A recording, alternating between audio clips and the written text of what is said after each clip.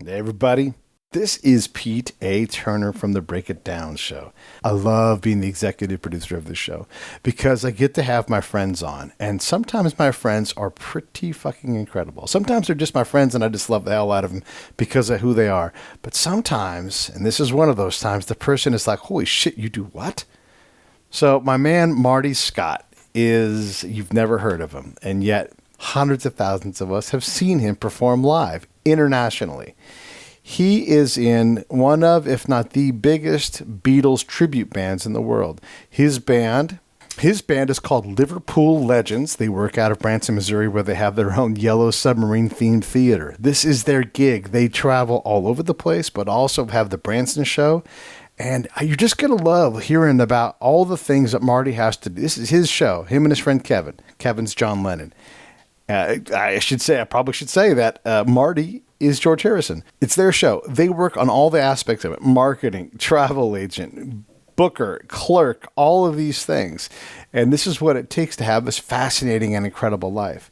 You're going to love this show. It's such a neat thing to be able to do, to make a living, making and performing music and doing it this way. Of course, he's met Ringo. Of course, he's met Paul. He's like best friends with George Harrison's sister. This is such a neat thing. You're going to love it. Okay, support the show. Pete at breakitdownshow.com. Send me your fan graphic, whether it's somewhere close to where you live that's iconic, or it's a street sign, or something about where you live. If it's not your face, I want your face, but I understand not everybody wants that. I don't have to identify you in a picture, just a picture of who you are. Heck, send me a black square and just say, hey, Pete, don't put my picture up. Just put this black square. I'll do that. If there's someone fascinating in your neighborhood, someone famous that you're related to, your baby's auntie's cousin has one foot and they play the drum in a band, let's do it. Let's talk about how to get them on the show and get you on the show as a co-host, if you're down with that. If not, just produce the show and I'll do all the work. I love you guys. I love what you do. No matter what country you're in, I am trying to build more and more content all the time for you guys. We have some really, really, really, really good stuff coming up. You're going to love it. SaveTheBrave.org. Click on the donate tab. Put a little small dollar amount in the monthly contribution window and press save, and we will take care of the rest. We will put that money to work. If that's not what you can do and you want to work, say, Pete, give me a job at Save the Brave. What can I do to help? I am an accountant. I am in marketing. I am in operations, whatever it is. I don't care what it is. We will find a role for you within the company. We have so many things going on, and we can always use a spare set of hands. We're getting bigger at Save the Brave. We're getting bigger here at the Break It Down show, and you guys are all big, big part of it. So thank you so much. Here comes Marty Scott. Lions Rock Productions. This is Jay Moore. This is Greg Proops. This is Jordan Harbinger. This is Dexter from The Offspring. This is Nathan This East. is Sebastian Younger. This is Rick Marotta. This is Stuart Copeland. This is Mick Gillette. This is Andy Summers. Hi, this is Skunk Baxter. This is Gabby Reese. This is Rob Bell. Hey, this is John Leon Guerrero. Hey, and this is Pete A. Turner. Hi, I'm Richard Bronson. I'm the founder and CEO of 70 Million Jobs, and you're listening to The Break It Down Show. Hey, this is Marty Scott from the Liverpool Legends, the Complete Beatles Experience, and you're listening to the Break It Down Show. Yeah, this is neat. So I used to live in Chicago way back in the olden times, and I remember. Yeah. And I befriended Marty at the time. His wife, Lori, was a good friend of mine, and so I got to know Marty through her. And it was, he had just the coolest job ever, even back then. It's a slightly different job now, but the same basic task. And I wanted to have a chance to talk to you about this because these professions, like as a little kid, like, hey, you're going to work as one of the biggest rock and roll stars of all time. It would all be true, you know, but you would never design this job as a kid. You would picture something else. And yet here you have this incredible job.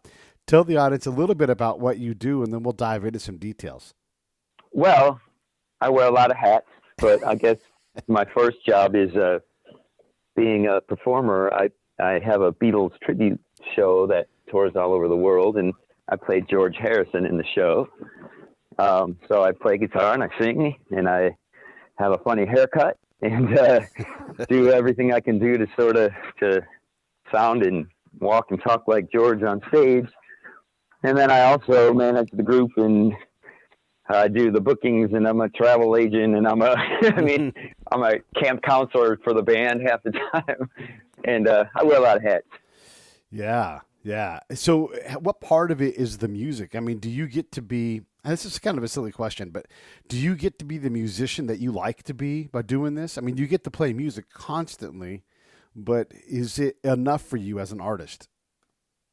I mean, it's such an odd thing because, you know, we never really set out to be Beatles for a living. Right. We grew up sort of, you know, one of the guys in the band, Kevin, you probably remember Kevin too. He's been playing with me since we were kids, and he's always been a big Beatle fan. So even back to like when we were original band and songwriters and stuff, and we've been him and I together have been in every kind of act you could imagine. Like we had original bands, we were on a little label, we played in a million different kinds of cover bands, and then when we started doing the Beatle thing, it just kind of took off. Like we real quick, we went from like playing little festivals to next thing you know, we're like flying to Japan, playing, you know, with the president of Gibson and Epiphone flying next to us, you know, to go do some shows in Tokyo for them. Or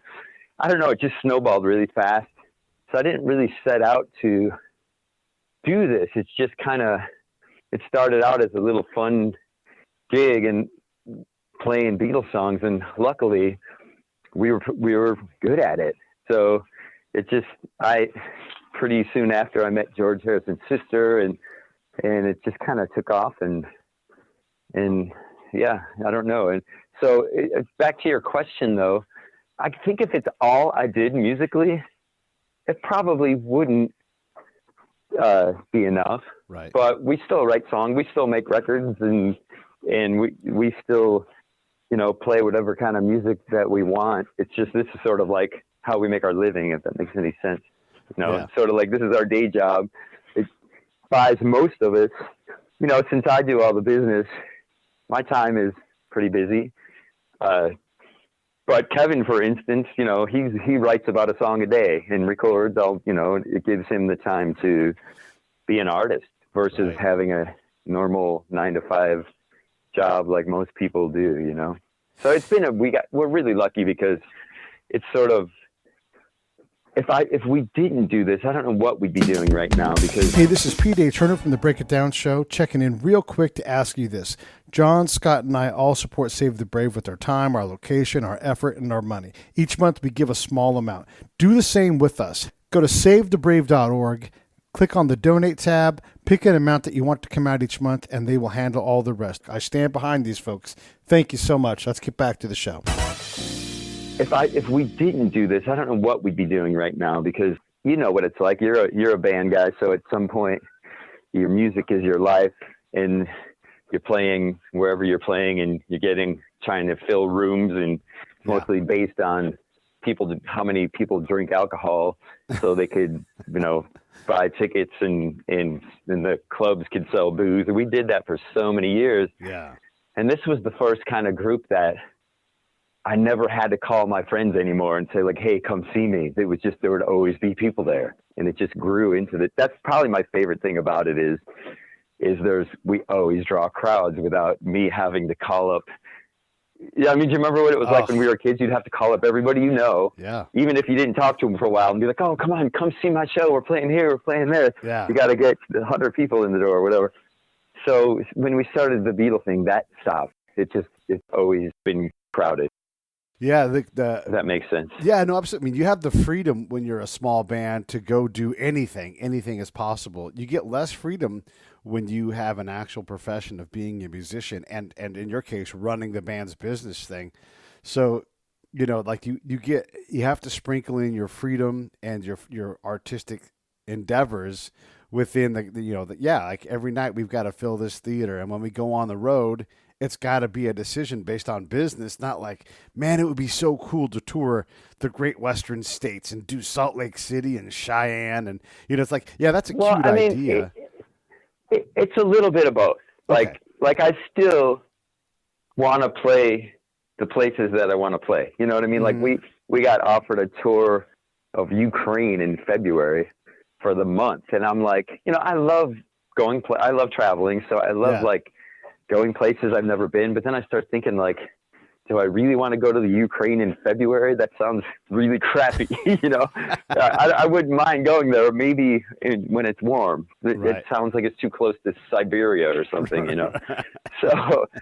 So what I try to get out of it is, so like when we go play in Japan, I try to hang out in Japan for a few days if extra. And when we go to India, the same thing, or anywhere we go, like this weekend, we can't always do that. For instance, I'm packing right now. We're leaving for Ecuador tomorrow at like 6 a.m. Right. And I would love to stay in Ecuador. This is our third time there, but we have to fly straight from Ecuador to Seattle and try to get there for next weekend show. So sometimes it would be nice to.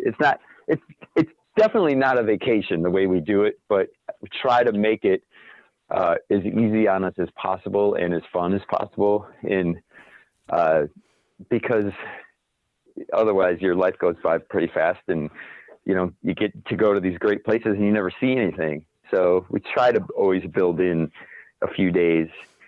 And then, like I said, for the rest of the guys, it's probably a little better than it is for me in some ways, because they have a lot more free time, because I'm dealing with airlines and club owners and stuff.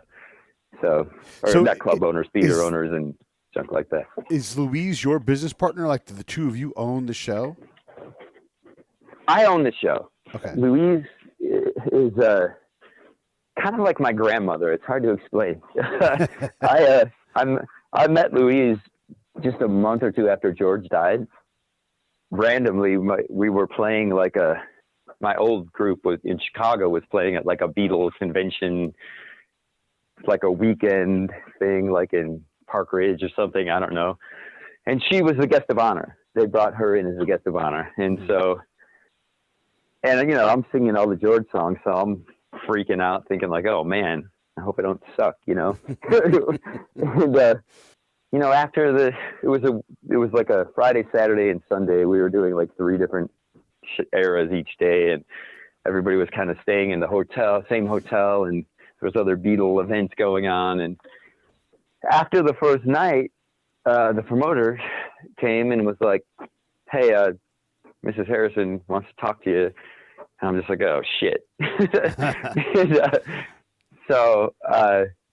But we got on really well, and so we ended up hanging out that whole weekend together. It was weird, It was like, man, how crazy! It's the dude's sister, Yeah. And even the people that were at the event all weekend were like, "Ooh, look, this is like George guy and George's sister. How crazy, And we just kind of hung out. And that week so that was a Friday, Saturday, and Sunday. So that weekend, that next week, Paul McCartney happened to be playing in Chicago. Huh. And it was just kind of a coincidence. And it was funny because I was still, it was back in those days when I was playing with Lori still. Right. And so we were playing Dirty Nellies on Tuesday. And as a joke, I said, right when I met her almost, I was just like, you could stay at my house and go and stay for the Paul McCartney show. You are my sister, right? I was just kidding. So I said it really early on, like we were on a bus to do some TV show the first day I met her, and she was talking about the Paul show, saying like that Paul's manager had called her and invited her to the show. So anyway, I said that, and I didn't even think anything of it. I was just kidding. Well, Sunday night at 10 o'clock after the last show, and we're all packing up, she comes up to me and she's like, hey, how you offered me to stay at your house and to go get a visit with Paul? She's like, I think I'd like to do that. So I'm like, huh? I was like, so I called Lori up at 10 p.m. going like, hey, is the house clean? I was just like, we're going to host George's Harrison's sister. And she's like, what? Of course, because our house is never clean back in those days, or any day that I'm involved in. Right. My house anyway.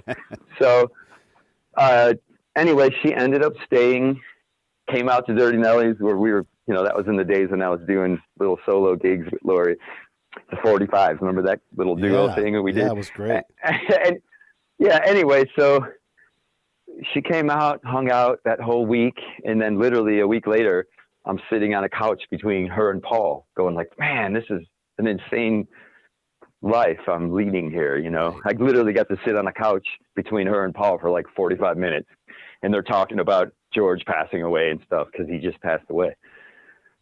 So that's kind of how it started.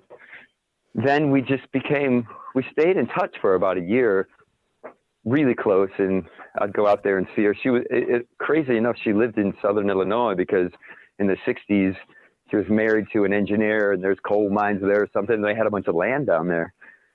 Anyway, so after about a year of that, Kevin and I split from that other band, and we decided we wanted to do our own thing. And instead of playing like festivals and clubs, we wanted to be a theater show. Yeah. So, you know, we wanted to do something where people come to us, make it a production. It's way, I know you haven't seen us, but it's way different than it ever was. Now, it's very much like a production now, sort of, almost Broadway-esque, you know? And so we ended up, so we're just a brand new band. We start the group, and I was calling a bunch of all the usual agencies going like, hey, you know, this is Marty from this group, and we've got this new group, and we want to start, you know, doing shows. And I would just kind of get the normal, like, oh yeah, the agent's on the other line right now. Can I, you know, we're talking to all the big agencies, and they're like, can I take a message? He'll get back to you. And like, I wasn't having any luck getting through. So I called Louise up, who at that point we were very close. And I'd be like, hey Lou, call this, you know, William Morris or whatever, and tell him you're our manager, and try to get through to the agency. So we got to start booking this group. I've got a whole year open because we just put the calendar together, or we just put the group together. Yeah. And so actually we didn't even have a group at the time. I was taking photos and doing demos before we even had a group. I figured if I get shows, then I could have a group. I'll figure that out later. Which is a pretty funny way of doing it. Yeah. So anyway, so Louise would start calling. She'd call the same guy I just called. It wouldn't talk to me. And she'd go like, hi, you know, I've got this new Beatles band, and it's really great. And so she'd get the same like, oh, no, he's on the other line. Can we get back to you? And she'll be like, well, tell him this is George Harrison's sister, and these guys are really great. And they'd go like, oh, here, hold on. He just got off the other line. You know, so so it started that way, where she just kind of, so we started just almost as a bit, like right off the bat, there was a little blurb in the Rolling Stone, like that said, like, you know, George Harrison's sister, you know, manages to manage this Beatle tribute group, which is, she really was not the manager type at all. She didn't really have that in her. But what she ended up doing was kind of a bitch. She didn't really manage us, but she didn't own us, but she was kind of close, like my sister at that point, you know? And so now, I mean, 20 years later, and she's kind of like my grandma now. I've been kind of taking care of her for 20 years. She moved to Branson when we opened our show here after the first year. And she's been here for all these, you know, in the early days, she was helping load the truck. She was sewing buttons on her suit. She was doing everything to kind of help. She just wanted to be involved. She had really nothing else to do, and she liked it. And, you know, pretty much I sort of became her mother at some point. Like, mostly I would just be trying to keep her out of trouble because she's a pistol, you know? Yeah. So that's how the whole thing started. So she never really has owned the show or anything like that. It's always been Kevin and I. But okay. She's been a huge door opener, and she's, you know, now she just turned 88. So she doesn't travel with us anymore. She doesn't, it's, you know, pretty rough when you get up there. Yeah. But that's kind of how it all started. And I mean, 20 years later, I've spent a lot of time with her. I probably know her better than anybody in the world, and vice versa. She's probably my longest female relationship. but so just, I'd say in about the last year and a half, she kind of got off the road. So and it is what it is. Let's cover some business stuff then. So the theater is in Branson, and what's it called? And what's the show called again? It's called Liverpool Legends, the Complete Beatles Experience. So we do obviously we play Beatles songs, but we do actually this year here. So we've been here this is year 14. Wow, that man. We opened the show here. We've had a long run of, right now we have a venue that we're the only show there. And it's kind of, we turned it into like a yellow submarine looking structure. And we've got a bunch of old Beatle memorabilia, like museum type stuff. It's really cool. And so we play here during the week, and then we go out and do road shows. Like tomorrow we go to Ecuador. And then sometimes I have 2 casts running. So like while we're in Ecuador next week, my show is still running here. Like, so me and Kevin will split, and Kevin will come into Branson and run this show while I'll go out to Ecuador and run the other show. I'm trying to make it so like someday we don't have to do this. We could just be like, in Hawaii calling in going, hey, how's the show going? Okay, I'll talk to you guys later. Good job. Hey, keep it up. I still love playing. I still love being in the show, but we're doing, we've done thousands of shows. Right. And so it's, I don't necessarily need to do them all. I'd probably pick the good ones at some point, Right. But that's pretty much. Why do the Beatles still sell so well that you're able to? I mean, look, you can be in certain places in the nation where the culture is so big that you can have a theater show. Branson's one of those. Vegas is one of those. There's only so many of those, and there's Beatles shows in Vegas. There's one in Branson. I mean, how is it that they're still so sticky?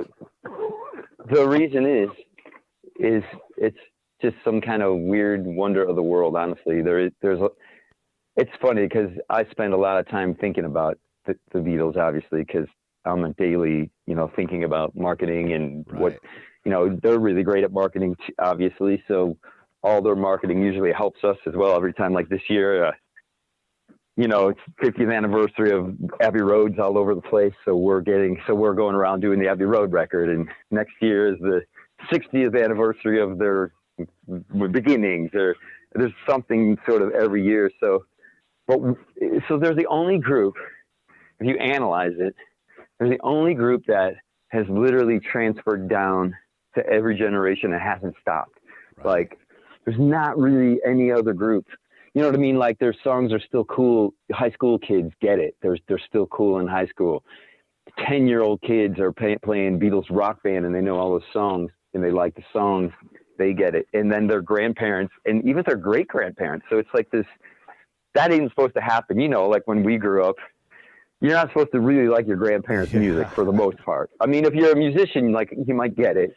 But for generally speaking, you're going to rebel against your parents, and especially their parents or their parents' parents, But the Beatles, somehow, they're that good, I think, that it holds up. Like, if you hear them on the radio today, let's say if you're a guitar player, you start playing guitar or you're writing songs, and you're gonna hear that and figure out, like, wow, that's a great song. That's another great song. That's the same group that did that one. Wait, and before you know it, you figure out that they were something pretty special, obviously. And then they were that cool too, and they looked cool, and they were influencing everybody's fashion, and they were like, there was nothing really like them. So, they were influencing politics and pretty, what it's like. Any musician in the world pretty much has been influenced by the Beatles in one way or another. Right. Either if it's, from somebody else who was, or if they themselves were like first generation fans of it. So I don't know. To me, the Stones, they didn't really transfer down. Elvis didn't really I mean, you could find some Elvis fans in high school, but not really. Right. You know what I mean? Yeah. So there's nobody else that really has remained cool. And so, I mean, I think it's the music, but I also think it's the personalities, and maybe, I don't know. I think their songwriting, I have a theory. Like I said, they were kind of like the first boy band, so there's that, sure, Yeah. I have a theory. This is my theory on this, because the Stones still, when they go out and they do a tour, it is the biggest tour ever. right? Like every time they go out, they break the record. And then, U2 will go out and they'll break the record. And then somebody else, but these are the biggest bands in the world that can do this and still fill stadiums, right? So the Stones already work their market pretty hard and they're available. But the Beatles, in terms of touring, were a flash in the pan. They were barely around. They stopped touring, like in the mid-'60s? And so they didn't get to develop what a really great road show would be for them. And guys like you... Right. Well, they stopped touring when there wasn't even sound system. Right. You know what I mean? Like, they didn't have... If you look at all those videos, they didn't even have monitors. Yeah. How did they sing that damn good? I mean, they sang... You watch Shea Stadium, and you're like, how the fuck did they sing so poised and so... You know what I mean? If I don't have the loudest monitor in the world, I'm going to be bitching and pissed off, and I'm probably not going to sing that great, Yeah. Because that's all we've known our whole life. These guys, they had to get bigger amps, guitar amps, just to make them heard at the stadium, turn them on as loud as they go. And then they were singing through like the public address systems, like those little tiny horns that you see in ballparks in the old days. That's what, so, I mean, so you're right. They never really, which is that thing that's cool about a show like ours is that, the Beatles weren't really able to play Sgt. Pepper live. That's why they stopped touring. Right. When it got to like 60, I mean, there's a lot of reasons they stopped touring. One, it was just too insane. I think they were feeling a little danger of it. And then two, they couldn't hear themselves. And they were starting to do music that was kind of really hard to produce, like with sitars and orchestras and stuff. Yeah. And there were no like keyboards that you can tour with back then, Right. French horn notes that don't exist on the French horn, Yeah. So they just started doing what they, what they do, I guess. And they stopped touring. And so, but, now if you go see Paul, he's playing all those Pepper songs. He figured out that instead of touring with the Wings horn section, who, by the way, we played with a bunch of times. Oh, wow. Those guys are playing like in New Orleans for not a lot of money sometimes. They're affordable. And Paul's out with the Wicks guy who's playing all this stuff on keyboards, just like we do, But back in the 60s, there were no keyboards that did those sounds. So it was kind of impossible for them to...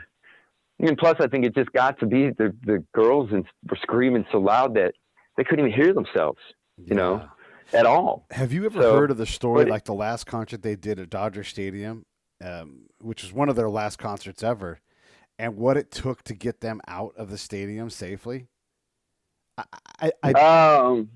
I think there's an ambulance usually involved. They were like in armored cars and all kinds of shit like that. That they were always doing. Yeah, but I think that contributes to like there was like kind of how Jimi Hendrix is still relevant because he and this in no way is a degradation of Jimi Hendrix. Clearly, he's incredible, but he died with a lot of money on the table. And so it's like, that guy was really building something. Who knows if he would have kept innovating and going forward. So right. I mean, there's something to be ending young before you get old and uncool. Yeah. It's weird. Like I've been noticing, so it's just hard to stay cool. Yeah. When you're old, like it's funny since we're in Branson, a lot of older groups come through here. Like when we first got here, like Paul Revere was here and, the Comets were here, Buddy Hot, the Crickets were here for a while. Wow. And, these guys were fucking rock stars and they still are. But you look at them and you're like, God, they kind of look like my grandpa, and they do. Yeah. And so, or even, it's almost impossible. There's very few people to me who can stay cool. I went to go see Bob Dylan last year. I took Louise to go see Bob. I was trying to, usually she's able to get me to meet anybody. So I'm like, I want to meet Bob. And she knows him. Like she's gone to movies and stuff with Bob Dylan. So I took her and unfortunately that was the one time where his security was weird. But anyway, he ain't looking so cool. And Bob looks like an old man, a grandpa. Yeah. And it's kind of like, how could you go from being the coolest guy on the planet, Bob Dylan once was, to being like, oh man, it's hard, So somehow the Beatles remain cool. And so does, maybe because they stopped young. I don't know. And you listen, the Stones are cool. There's people who get around it. Aerosmith's fucking cool. You know what I mean? They're always going to be cool. Or like, or John Fogerty, he still sings his ass off, but a lot of people don't. They start losing their voices. You know, even Paul, like, he doesn't really sing like he used to. And he still has good nights, and sometimes he doesn't. But I mean, it's just a normal process of getting old, I guess. We're all going through it. And hopefully we'll stay healthy and we can keep doing this, because it's kind of, at this point, all we know to do we've since we've done this. I mean, we've headlined Carnegie Hall. Right. We got nominated for a Grammy for a project we did. We got to like get interviewed on the red carpet. We headlined the Rose Bowl. We just, we've done like crazy ass shit that I've never, my life has been we got to record at Abbey Road Studios. Right. Just crazy stuff that you would think like, man, it's taken me some neat little turns. So as a job, it's been quite an 20 years of an experience. And me, before, in those days, I was playing drums mostly anyway. So even getting to play guitar and singing is a big thing for me. Yeah, I mean, it is an adventure. You've got a chance to go on it, and you play. Look, it's the big leagues. You went out and you built a show. There's only so many people alive that can say that I went out and built a show. I don't know how big that theater is, but it's a big theater. I mean, a theater show is a theater show.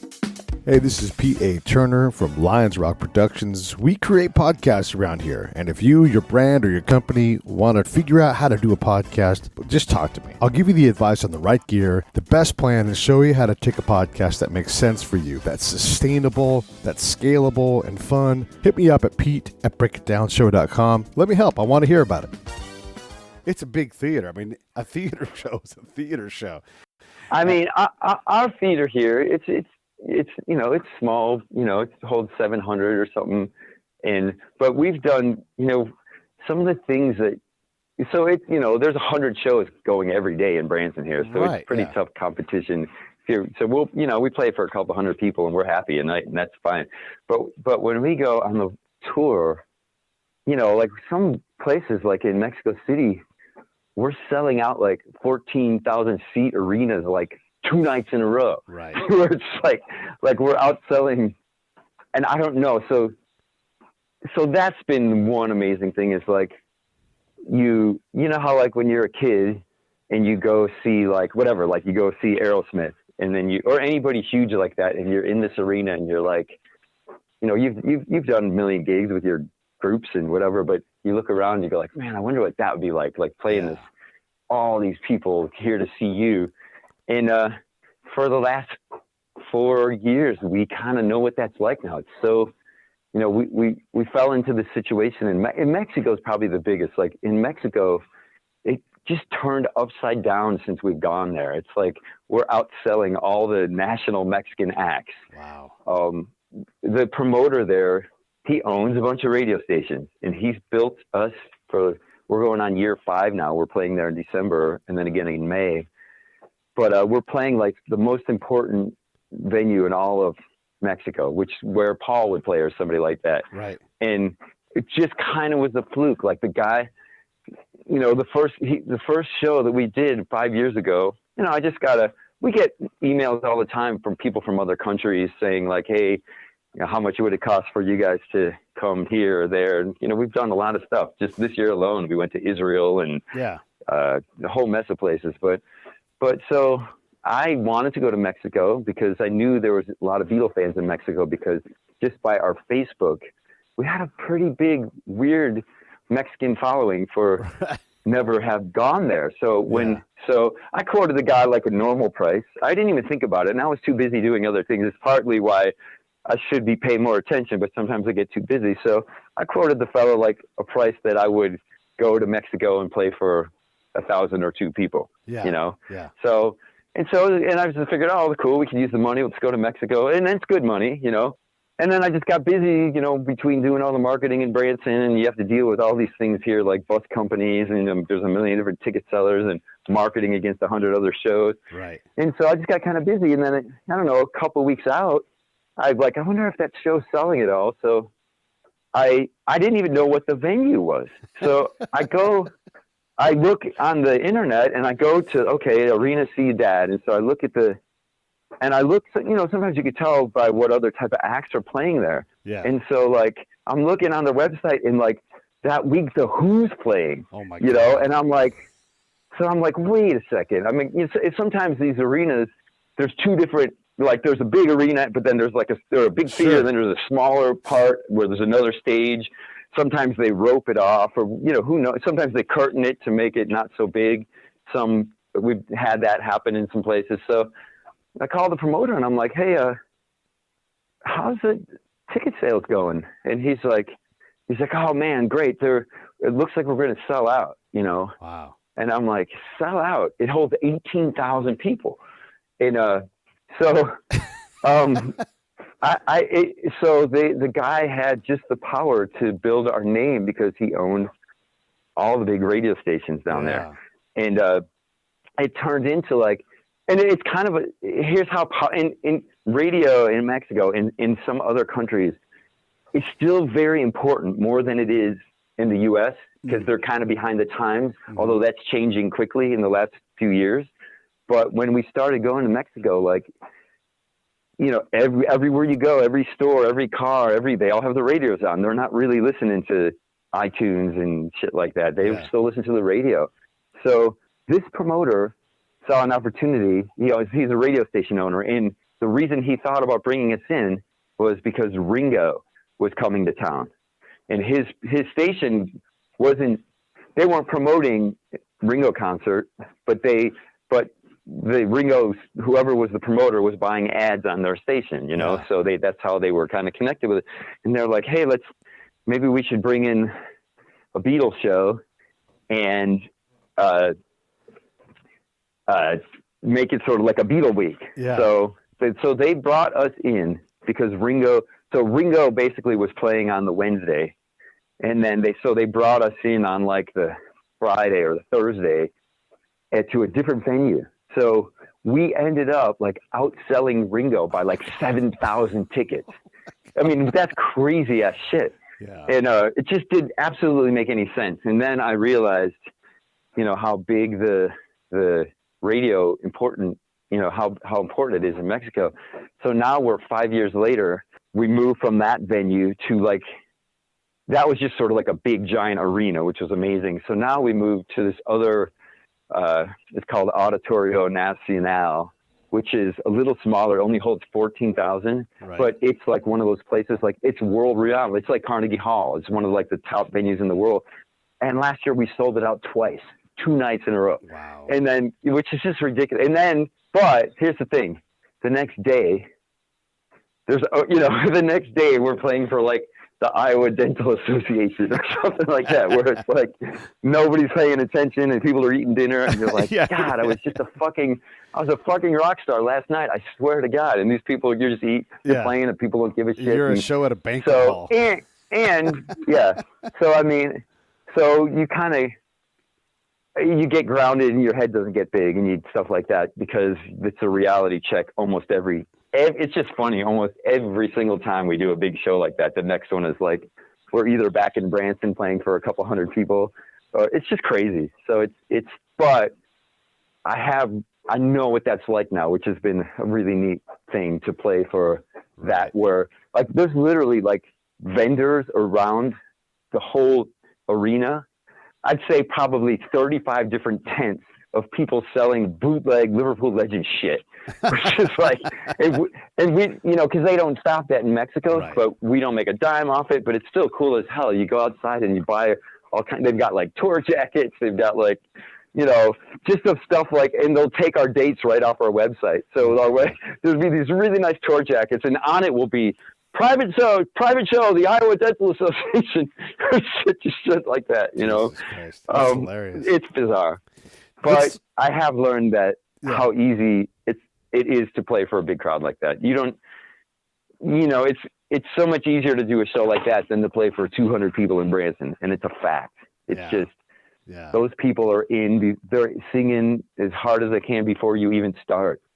Wow. You know, so when you it's when you design the show, I know that you pick certain songs and then you stretch out the thing over time. Am I correct in thinking that almost as if the Beatles stayed together and done more? Like, do you guys do some of the post-breakup stuff as part of the show? We do. So we change our show. So this year, for instance, we've done a lot of different shows. So we've been going, like in Mexico this year, we did the Abbey Road album, and then we featured it. So we played that album, and then we did, you know, a whole bunch of other stuff as well. The shows in Mexico are like 3 hours plus. It's just a long show. But generally, our show in Branson, we're doing 2 different ones. So we do like the A show, we call it, is sort of like a history of the Beatles, you know, where you start out in the early days and kind of go in chronological order with a bunch of production in it's sort of personalized, narrated by George Harrison's sister. And we do stuff like Imagine and some stuff that isn't actual Beatles songs as well. Right. And then the next night, our B show, we call it, we do like the touring year show. So we'll do like all, you know, it never goes past 1966. So it's just like all the rock and roll stuff, which is pretty popular here. A lot of the older people like that better than going into the psychedelic years and stuff. And that way we try to sell people 2 shows while they're here. So like come back tomorrow night and we give them a little discount. And then, so a lot of people come see our show will come 2 nights in a row because it's 2 different shows. Oh yeah.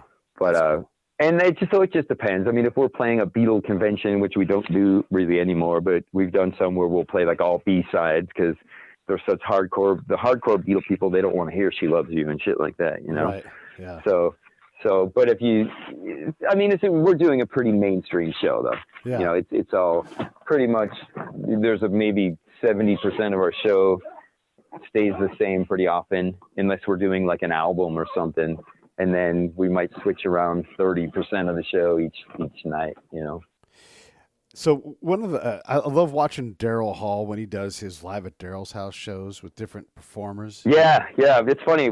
Our Ringo, was just our Ringo in the group. He also plays with this group NRBQ. You know them at all? And they just did the Daryl Hall show just a couple days, just last week or the week before or something like that. So he said that was a trip. Yeah. Well, and Daryl Hall is you know, he's plenty old and he still gets after it, you know, so you really can do this for quite some time. He had Rob Thomas on the show. And the thing is that Daryl is so successful and so comfortable with all of his work because he's been doing it forever. He's never not going to have those hits.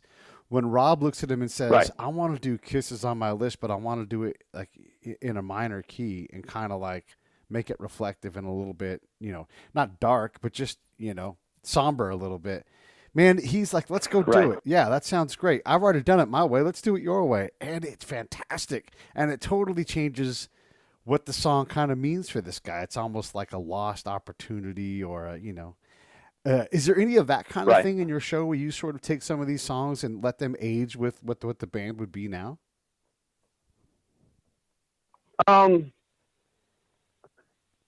No. Okay. Not really. I mean, we pretty much try, you know, we kind of treat it like classical music. Okay. You know, there's a lot of Beatle groups in the world, and some people just play the songs, and some people don't try to look like them because they can't or they don't want to. Right. Mostly because they can't, probably. And the music, some people play their own versions. Some people play live versions, or they call them live versions because they just really haven't learned it note for note from the record. But we don't really take liberties like that. We just feel like I'm not justified in it. You know what I mean? Like, to me, I got to play what George played. If George is live and he wants to do a different solo, that's cool. You know what I mean? Because it's George. He can do whatever he wants. Yeah. Or, you know, but we try to play, like, literally get note as close as we can to how we hear the record. Okay. You know, which is, and so it's studying. So you think, like, Beatles songs aren't really hard, but to do them right, it's really hard. It really is, because, and plus everyone knows them. It's in people's DNA. Like, people can sing George's, every one of his solos. Right. You can hum them because that's how they were. He was such a great, you know, he wasn't like Eddie Van Halen, but he wrote these like parts like within the songs that kind of make the songs. Yeah. So if you can't just do a blues lick, even though it sounds cool, I don't. I try to play exactly what's on the album, and and then hopefully people notice. Yeah. And so we treat it like if you were learning like a classical piece, and still trying to work at it. It sucks because now that technology is so damn good. When the video game Beatles Rock Band came out, they had to like go in and separate each track to make that game. Right. And some of the bootlegs started going around the internet where you can you could hear literally just the guitar by itself, which is, it was like, fuck, there's all these things I've been playing for years wrong because you never could hear it. Yeah. And then you have to decide, like, if you play it, a lot of times they were buried in the mix. So unless it's really quiet, then it isn't going to sound like the record. So I had to go back and literally relearn, for some reason, relearning stuff that you've already learned is harder than. So anyway, to answer your question, we don't take liberties much at all. Yeah. Sometimes with the solo stuff, like if we're playing Imagine, I'll strum sort of like a Leslie guitar, which if George was playing with John, he probably would have done, but not on any of the Beatles stuff at all. Right. And then I just, in the last 2 weeks, I've seen two different symphonies. Last night it was the President's Own Marine Band, and it's basically a symphonic band that was at this venue, and they're playing marches from John Philip Sousa. They're playing songs from Ravel, all these different pieces, and you play them how they were written. I mean, they sound primarily the same as when Ravel heard it played. And we had a guy who's a soloist out here in Orange County, and he plays a Stradivarius. That violin is 300 years old. And that violin debuted this one piece that we listened to. And then the composer or the conductor was talking, and he said, here are the different movements we're going to do, and these things are going to happen. And then you're going to want to stand up and clap like crazy after the third movement, because that's just what it does. Like that, the music, doesn't matter how we play it. We're going to play it perfect, but the music causes so much emotion. You guys are going to erupt. You'll hear it. You'll laugh because you can't control yourself. And then we'll get into the fourth part. But that's real. Like these songs are written by masters. That's why they're still around 150 years later, and they really do bring that out. What are those things for the Beatles where you're like, it doesn't matter how we play this thing, and this song just explodes people? A little side note. So we try to, and so like I'm using vintage guitars from like my country gent was born the same year I was born. Yeah. We're trying to. We're using old flat wound strings to try to get the sound. Like there's a lot to just playing. It's not just playing the chords. It's, we're actors and we're musicians, and we're trying to, and as far as the songs go, luckily enough, the Beatles, it's pretty much hands down the best pop songwriters in modern history. Mm-hmm. Really. I mean, there is nobody to compare that. That's just a fact. So for a show like ours, there's so many great songs to choose from, that it's insane. There's like, what other show could you think of that the whole audience can sing every single word? If I ever forget the words, I just look out the audience and lip read people because they're all singing. Do you ever forget the words? Which happens. Yeah, I mean, it's one of those things like, so we've been doing it so much that it's all kind of muscle memory. So. Right. If I don't think about it, I'm fine. Same with guitar playing. As long as I don't think, I'm fine. But if you start thinking, like, you could psych yourself out. You could be, you'd be in your own head a lot. So sometimes I'll be like singing the first verse of Taxman going like, oh shit, what's the second verse? And I'm still singing the first verse. Right. And you just get inside your own head. So basically my mistakes and forgetting things, I think it's pretty common. It's in your own head, and you got to figure out how to get your brain in the right place at some point to where it's not, where you're just kind of like automatic.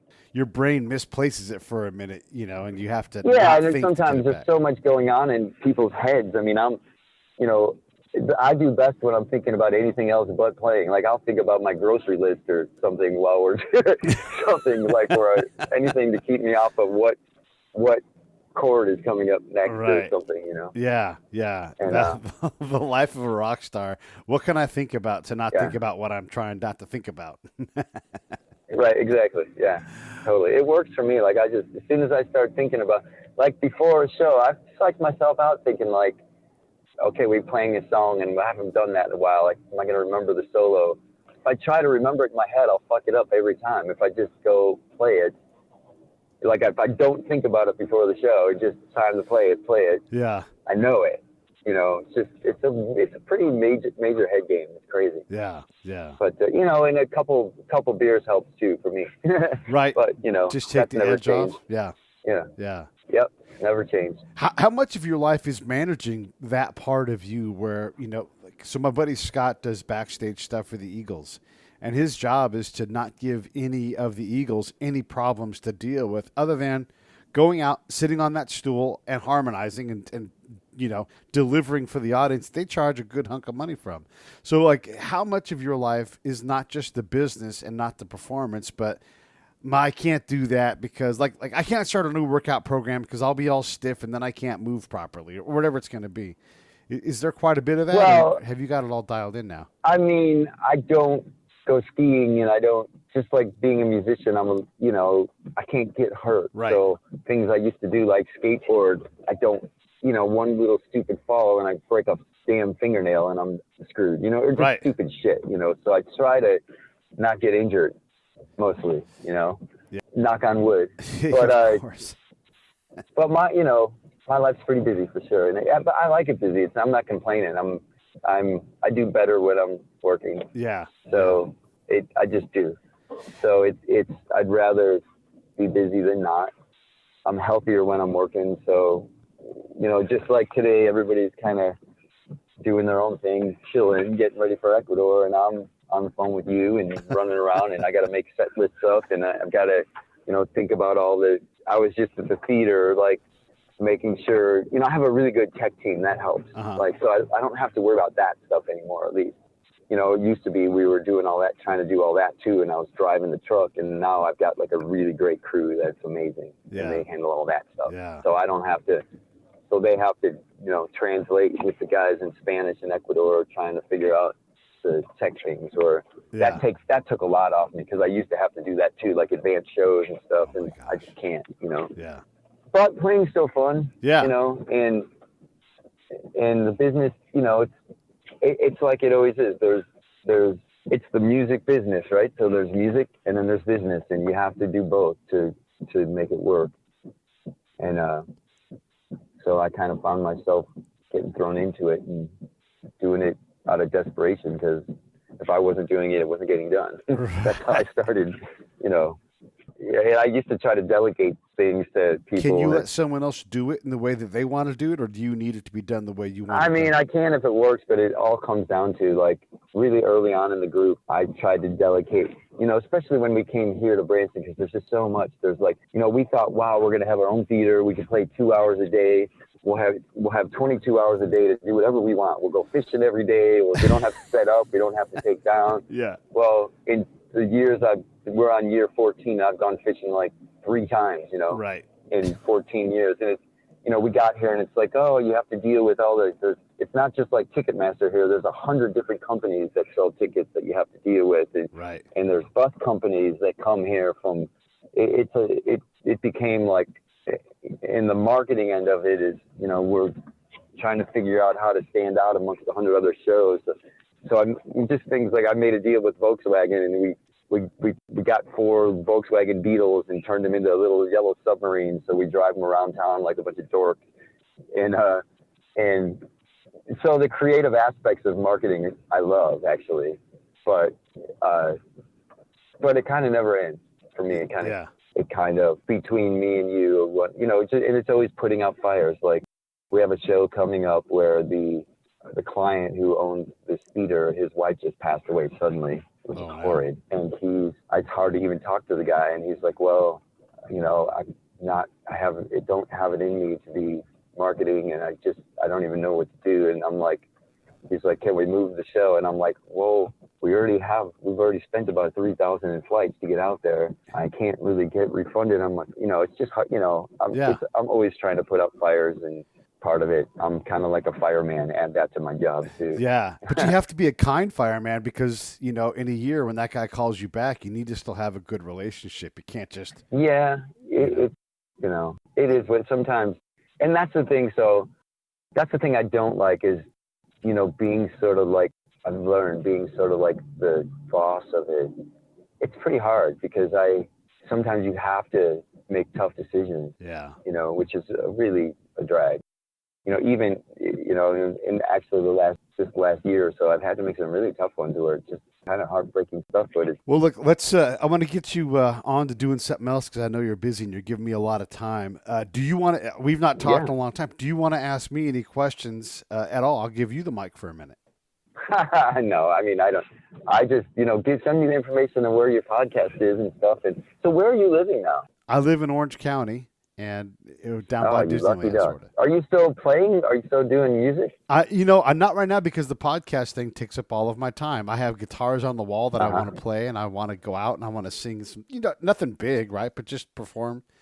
But I don't have time to practice and develop my chops, and so I have intention. But the production side of what I do, much like you, the things I want to do that I don't get to do, I have to take very careful decisions and weigh them out, and music just suffers all the time in terms of my priorities, Right.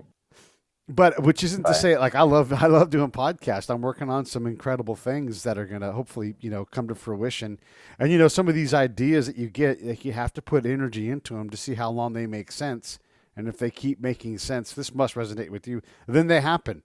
But sometimes you put energy into things and you're like, it was not meant to be, and I wish it would have. Maybe it will come back. But, there's a lot of that in what I do in terms of people want to do big things, but when the work comes in, it gets really hard to get everybody to line up and do their share of the work, Right. I hear you. Well, congratulations on your podcast. That sounds like a really fun thing to do, man. Yeah, it's great, man, because I get to talk to someone like you who is totally different than the PhD guy I'm going to talk to next week. And, there's just so many different things. And it's just like I get to collect all these wonderful things in life. And then, when I come to Branson, of course, I'm going to stop in and see your show. And then it's just like you have these, not only these incredible moments between 2 people, 3 people, whatever it is, but then when you get a chance to actually get in front of them, it's just so incredibly, like I got to go watch the Marine Band play last night with a bunch of friends. And at the end of the night, get this, at the end of the night in California, we are all doing our best to sing God Bless America, like singing our best, not hiding in the crowd singing. People are doing their notes and their full voice in their chest singing proudly because of what the Marine Band had created, and to get people that invested in God Bless America. Wow. Right. So just more of those moments is really what the podcast delivers. Well, that's cool. Send me info and when it's going to be on. I'll have to check it out. I will for sure. Someday maybe if we get out to California and have to come see us, or if you ever come out here, it'd be great to catch up, Yeah, for sure. Person. Yeah, and if you come anywhere near Orange County, Southern California, I'm going to come see you guys wherever you're at. Yeah, we did like 4 years in a row at the Rose Bowl on 4th of July. Wow. And then last year was the first year that we didn't, and I have a feeling we'll be back there at some point. But if you've ever been to that fest, it's like the largest fireworks show in the country. It's crazy. We're like the main entertainment, so it's like 50,000 people. We're in the middle of the field. It's crazy. It's such a crazy, enormous. Yeah, they cannot sell half of that stadium because it's just so big. It doesn't work for a band. They can't just stuff you in the corner. Yeah. So behind us is always nothing. Yeah, and that's how it was for you too. Like they sell out 3/4 of it because it's nothing. That place is so gigantic. Well, listen, I appreciate you coming on. Thank you so much. I'll get this out probably in early December, and let's do another one at some point. Okay, my pleasure, man. Great catching up.